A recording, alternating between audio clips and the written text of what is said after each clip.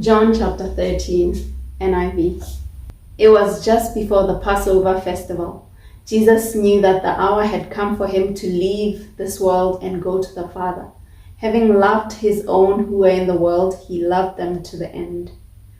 The evening meal was in progress, and the devil had already prompted Judas, the son of Simon Iscariot, to betray Jesus. Jesus knew that the Father had put all things under his power, and that he'd come from God and was returning to God. So he got up from the meal, took off his outer clothing, and wrapped a towel around his waist. After that, he poured water into a basin and began to wash his disciples' feet, drying them with the towel that was wrapped around him. He came to Simon Peter, who said to him, "Lord, are you going to wash my feet?" Jesus replied, "You do not realize now what I'm doing, but later you will understand." "No," said Peter, "you shall never wash my feet." Jesus answered, "Unless I wash you, you have no part with me." "Then Lord," Simon Peter replied, "not just my feet, but my hands and my head as well." Jesus answered, "Those who've had a bath need only to wash their feet. Their whole body is clean, and you are clean, though not every one of you." For he knew who was going to betray him, and that was why he said not everyone was clean.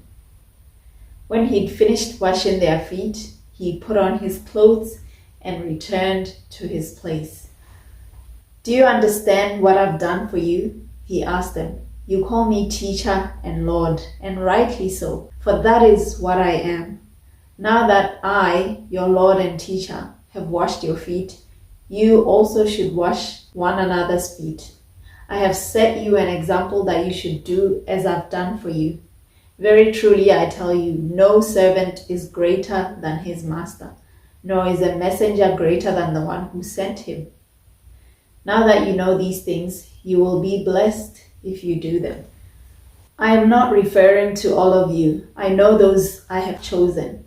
But this is to fulfill this passage of scripture. He who shared my bread has turned against me. I'm telling you now before it happens, so that when it does happen, you will believe that I am who I am. Very truly I tell you, whoever accepts anyone I send accepts me, and whoever accepts me accepts the one who sent me." After he had said this, Jesus was troubled in spirit and testified, "Very truly I tell you, one of you is going to betray me." His disciples stared at one another, at a loss to know which one of them he meant. One of them, the disciple whom Jesus loved, was reclining next to him. Simon Peter motioned to this disciple and said, "Ask him which one he means."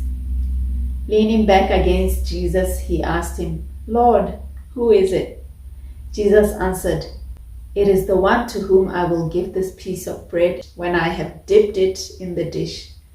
Then dipping the piece of bread, he gave it to Judas, the son of Simon Iscariot. As soon as Judas took the bread, Satan entered into him.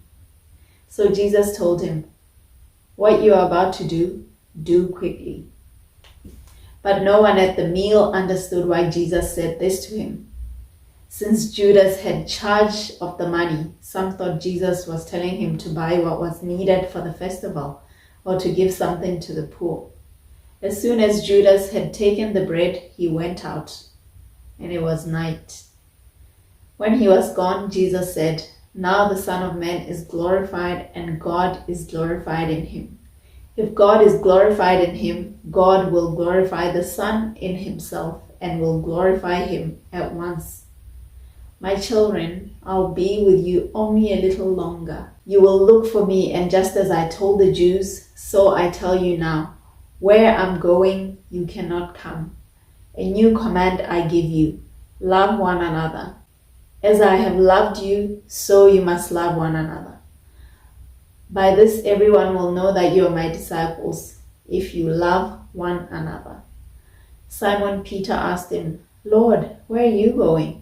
Jesus replied, Where I'm going you cannot follow now, but you will follow later." Peter asked, "Lord, why can't I follow you now? I will lay down my life for you." Then Jesus answered, "Will you really lay down your life for me? Very truly I tell you, before the rooster crows, you will disown me 3 times."